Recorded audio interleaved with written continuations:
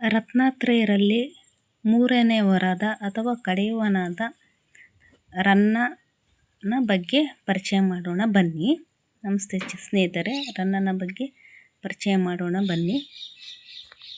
ರತ್ನತ್ರಯರಲ್ಲಿ ಕಡೆಯವನಾದ ರನ್ನ ಅಥವಾ ರತ್ನನ ಅಂಕಿತನಾಮ ಅನ್ವರ್ಥನಾಮವೂ ಹೌದು. ಆತನು ಕವಿರತ್ನ, ಅನರ್ಘ್ಯ ಕವಿ, ಅಜಿತ ಪುರಾಣ, ಸಾಹಸ ಭೀಮ ವಿಜಯ, ರತ್ನಕಂದ, ಚಕ್ರೇಶ್ವರ ಚರಿತ್ರೆ, ಪರಶುರಾಮ ಚರಿತ್ರೆ ಎಂಬ ಗ್ರಂಥಗಳನ್ನು ಆತ ಬರೆದಿದ್ದಾನೆ. ಅಜಿತ ಪುರಾಣ ಕ್ರಿಸ್ತಶಕ 993ರಲ್ಲಿ ರಚನೆಗೊಂಡಿದೆ. ಇದು ಚಂಪೂ ಶೈಲಿಯಲ್ಲಿದೆ. ಎರಡನೇ ತೀರ್ಥಂಕರ ಬಗ್ಗೆ ಬರೆದಿದ್ದಾರೆ. ಶಾಂತಿರಸ, ಅವಿಶ್ವಾಸಗಳು 12 ಅಂದರೆ ವಿಭಾಗಗಳನ್ನು ಬರೆದಿದ್ದಾರೆ.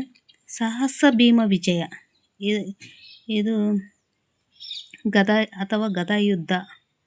ಸಾಹಸ ಭೀಮ ವಿಜಯ ಭೀಮನ ಸಾಹಸವನ್ನು ಇಲ್ಲಿ ವರ್ಣಿಸಿದ್ದಾರೆ ಕವಿ. ಇವರು ಕೇವಲ ಭೀಮನ ಬಗ್ಗೆ ಅಲ್ಲದೆ ದುರ್ಯೋಧನರ ಬಗ್ಗೆ ಅನುಕಂಪ ತೋರಿಸಿದ್ದಾರೆ. ರತ್ನಕಂದ, ರತ್ನ ಅಂದರೆ ಅಮೂಲ್ಯವಾದ ಮುತ್ತು, ಕಂದ ಅಂದರೆ ಕಂದಮ್ಮ ಅಥವಾ ಮಗು, ರತ್ನಕಂದ ಮಗು. ಚಕ್ರೇಶ್ವರ ಚರಿತ್ರೆ ಇದು ಕರ್ಣನ ಬಗ್ಗೆ ಬರೆದಿರುವಂಥ ಕಾವ್ಯ. ಪರಶುರಾಮ ಚರಿತ್ರೆ ಇದನ್ನು ಸಾಕ್ಷಾತ್ ಮಹಾವಿಷ್ಣು 6ನೆಯ ಅವತಾರವಾದ ಪರಶುರಾಮನ ಬಗ್ಗೆ ಬರೆದಿದ್ದಾರೆ. ಅವರು ಬ್ರಾಹ್ಮಣರು, ಶಿವ ಆರಾಧಕರು. ರೇಣುಕಾದೇವಿ ಮತ್ತು ಸಪ್ತ ಮಹರ್ಷಿ ಜಮದಗ್ನಿಯ ಪುತ್ರನಾಗಿ ಲೋಕ ಕಲ್ಯಾಣಕ್ಕಾಗಿ ಜನಿಸಿದವರು. ಇವರು ತ್ರೈತಾಯುಗದ ಕೊನೆಯಲ್ಲಿ ಅವರ ಬಗ್ಗೆ ತಿಳಿಸಿದ್ದಾರೆ. ಗ್ರಂಥಗಳನ್ನು ಆತ ಬರೆದಿದ್ದಾನೆ. ಆತನ ಜನನ ಬೆಳುಗಲಿ ನಾಡಿನ ಮುದಓಳಲ್, ಈಗಿನ ಮುದ್ದೋಳ. ತಾಯಿ ಅಬ್ಬಲಬ್ಬೆ, ತಂದೆ ಜಿನೇಂದ್ರ ವಲ್ಲಭ. ಕ್ರಿಸ್ತಶಕ 949ಕ್ಕೆ ಸರಿಹೋಗುವ ಸೌಮ್ಯ ಸಂವತ್ಸರದಲ್ಲಿ ಈತನ ಜನನ. ದೃಢಬಾಬು, ರೇಚಣ, ಮಾರಯ್ಯ ಎಂಬುವರು ಈತನ ಅಣ್ಣಂದಿರು. ಚಿಕ್ಕಂದಿನಲ್ಲಿ ಶ್ರವಣಬೆಳಗೊಳದ ಅಜಿತ ಸೇನಾಚಾರ್ಯರ ಬಳಿಯಲ್ಲಿ ಈತ ವಿದ್ಯಾಭ್ಯಾಸವನ್ನು ಮಾಡಿದನು. ಶ್ರವಣಬೆಳಗೊಳದ ಸಣ್ಣ ಬೆಟ್ಟದ ಮೇಲಿರುವ ದೊಡ್ಡ ಬಂಡೆಯೊಂದರ ಮೇಲೆ ಶ್ರೀ ಕವಿರತ್ನ ಎಂದು ಕೊರೆದ ಅಕ್ಷರಗಳು ಕಂಡುಬರುತ್ತವೆ. ಬಾಲಕನಾದ ರನ್ನನೇ ಅವುಗಳನ್ನು ಕೆತ್ತಿರಬೇಕೆಂದು ಒಂದು ಊಹೆ. ಚಿಕ್ಕಂದಿನಲ್ಲಿಯೇ ಕಾವ್ಯದೇವಿ ಆತನನ್ನು ಒಲಿದಳೆಂದು ತೋರುತ್ತದೆ. ಮೊದಮೊದಲು ಸಾಮಂತ ರಾಜರಲ್ಲಿ ಉದಿತೋದಿತನಾಗಿ ಮಂಡಲೇಶ್ವರರಿಂದ ಅಭ್ಯುದಯವನ್ನು ಪಡೆದು ಕಡೆಗೆ ಚಕ್ರವರ್ತಿಯಿಂದ ಉದಯ ಪರಂಪರೆಯನ್ನು ಪಡೆದದ್ದಾಗಿ ಕವಿ ಹೇಳಿಕೊಂಡಿದ್ದಾನೆ. ಆತನಿಗೆ ಜಕ್ಕಿ, ಶಾಂತಿ ಎಂಬ 2 ಮಡದಿಯರು, ಅಂದರೆ ಇವರಿಗೆ 2 ಧರ್ಮಪತ್ನಿಯರಿದ್ದರೆಂದು ತಿಳಿದುಬರುತ್ತದೆ. ಬಹುಕಾಲ ಮಕ್ಕಳಿಲ್ಲದೆ ಇಳಿವಯಸ್ಸಿನಲ್ಲಿ ಒಬ್ಬ ಮಗ, ಅಂದರೆ ವಯಸ್ಸಾದ ಮೇಲೆ ಒಬ್ಬ ಮಗಳು ಆತನಿಗೆ ಜನಿಸಿದರು. ಅವರ ವಿದ್ಯಾಭ್ಯಾಸದ ಗುರು ಅಜಿತ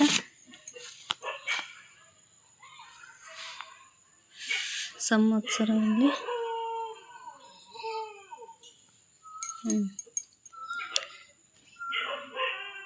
ಈತನ ಅಣ್ಣಂದಿರು. ಚಿಕ್ಕಂದಿನಲ್ಲಿ ಶ್ರವಣಬೆಳಗೊಳದ ಅಜಿತ ಸೇನಾಚಾರ್ಯರ ಬಳಿಯಲ್ಲಿ ಈತ ವಿದ್ಯಾಭ್ಯಾಸವನ್ನು ಮಾಡಿದನು. ಇವರ ಗುರುಗಳಾದ ಅಜಿತ ಸೇನಾಚಾರ್ಯರು. ತುಂಬ ಇಳಿ ವಯಸ್ಸಿನಲ್ಲಿ, ಭಾಳ ವರ್ಷಗಳ ಅಂದರೆ ಭಾಳ ಚಿಕ್ಕ ವಯಸ್ಸಿನಲ್ಲಿ ಅವರು ಮದುವೆ ಆದರೂ ಸಹ, ಆದರೆ ಮಕ್ಕಳಿಲ್ಲದೆ ಇಳಿ ವಯಸ್ಸಿನಲ್ಲಿ, ವಯಸ್ಸಾದ ಮೇಲೆ ಒಬ್ಬ ಮಗ ಮತ್ತು ಒಬ್ಬ ಮಗಳು ಆತನಿಗೆ ಜನಿಸಿದರು.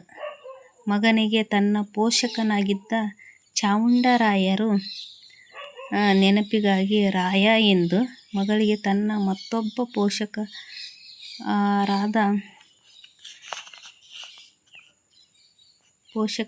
ಪೋಷಕಳಾದ ಅತ್ತಿಮಬ್ಬೆಯ ನೆನಪಿಗಾಗಿ ಅತ್ತಿಮಬ್ಬೆ ಎಂದು ಹೆಸರು ಇಟ್ಟರು. ಚಾಲುಕ್ಯ ಚಕ್ರವರ್ತಿಯಾದ ತೈಲಪ ಮತ್ತು ಅವರ ಮಗ ಸತ್ಯಾಶ್ರಯ ಇವರ ಆಶ್ರಯದಲ್ಲಿ ಉದಯ ಪರಂಪರೆಯನ್ನು ಪಡೆದು ಚಕ್ರವರ್ತಿ ಎಂಬ ಬಿರುದನ್ನು, ಅನೇಕ ಮಾನ ಮರ್ಯಾದೆಗಳನ್ನು ಪಡೆದನು. ರನ್ನನ ಉಪಲಬ್ಧ ಕೃತಿಗಳಲ್ಲಿ ಅಜಿತ ಪುರಾಣವು ಮೊದಲನೆಯದು. ಇದನ್ನು ಬರೆದದ್ದು ಕ್ರಿಸ್ತಶಕ 993ರಲ್ಲಿ.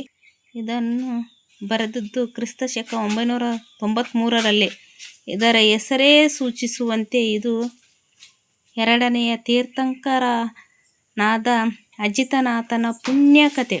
12 ಆಶ್ವಾಸಗಳುಳ್ಳ ಅಂದರೆ ವಿಭಾಗಗಳುಳ್ಳ ಈ ಧರ್ಮಕಾವ್ಯದಲ್ಲಿ ಉಳಿದ ಜೈನ ಪುರಾಣಗಳಲ್ಲಿ ಕಾಣಬರುವ ಬಾವಳಿಯ ಗೊಂದಲ ಇಲ್ಲ. ರನ್ನ ಕವಿಯ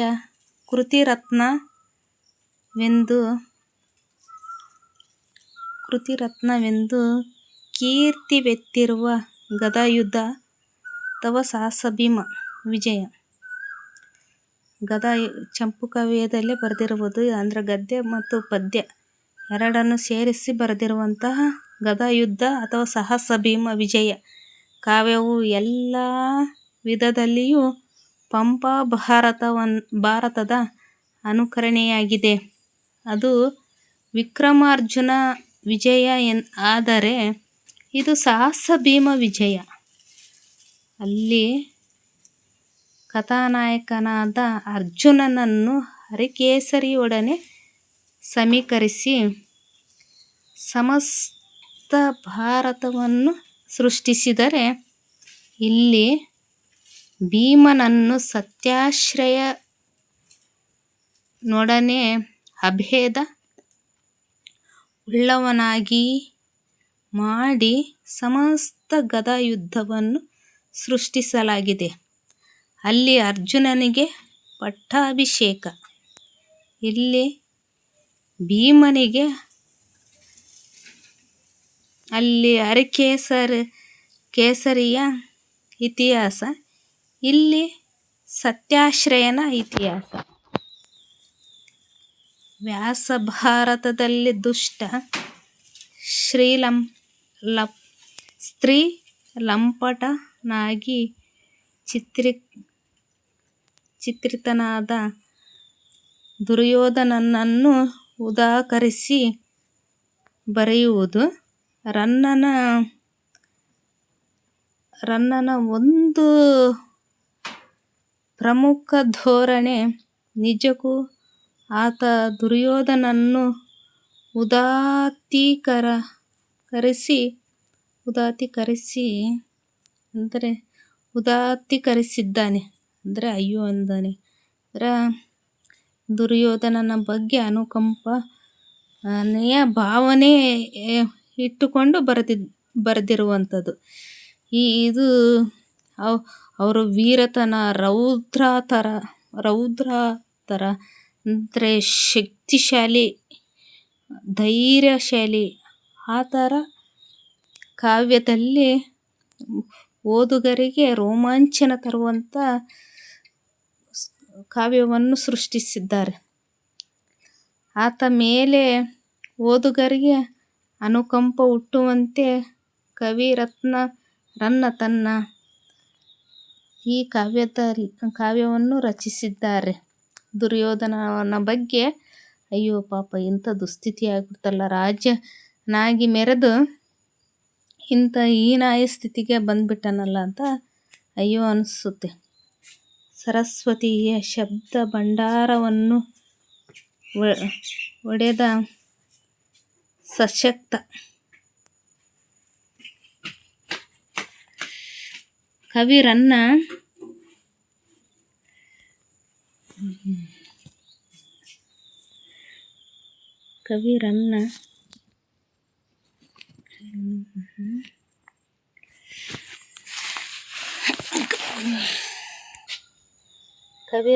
ಅಂತೆಯೇ ಆತನನ್ನು ಶಕ್ತಿ ಕವಿ ರನ್ನ ಎಂದು ಗೌರವಿಸಲಾಗಿದೆ.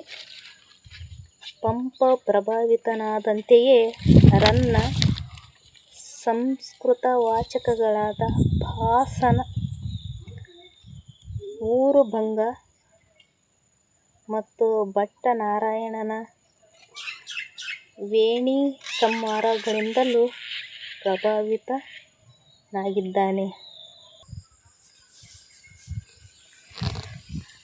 ಆದಿಕವಿ ಪಂಪನ ಬಗ್ಗೆ ಪರಿಚಯ ಮಾಡಿದ್ದೇನೆ. ಅದೇ ರೀತಿ ಎರಡನೇ ಆದಿಕವಿ ಪಂಪನ ಬಗ್ಗೆ ಪರಿಚಯ ಮಾಡಿದ್ದೇನೆ. ನಂತರ ಪೊನ್ನನ ಬಗ್ಗೆ ಎರಡನೇ ರತ್ನಾತ್ರಯರಲ್ಲಿ ಪೊನ್ನನ ಬಗ್ಗೆ ಪರಿಚಯ ಮಾಡಿದ್ದೇನೆ. ಈಗ ಕಡೆಯವರಾದ ಅಥವಾ ಮೂರನೆಯವರಾದ ರತ್ನಾತ್ರಯ ರನ್ನನ ಬಗ್ಗೆ ಪರಿಚಯ ಮಾಡಿದ್ದೇನೆ. ಇದೇ ಥರ ಮುಂದಿನ ವಿಡಿಯೋವನ್ನು ಪರಿಚಯ ಮಾಡುತ್ತಿರ್ತೀನಿ. ಅಂದರೆ ಒಂದು ಸಂದೇಶ, ಬೆಳಿಗ್ಗೆ ಎದ್ದಾಗ ಯಾವಾಗಲೂ ನಾವು ಬಲಗಡೆನೇ ಯಾಕೆ ಎದ್ದೇಳ್ತೀವಿ? ಬಲಗಡೆಯಿಂದ ಎದ್ದೇಳಬೇಕು. ಅದೇ ರೀತಿ ಎಡಗಡೆ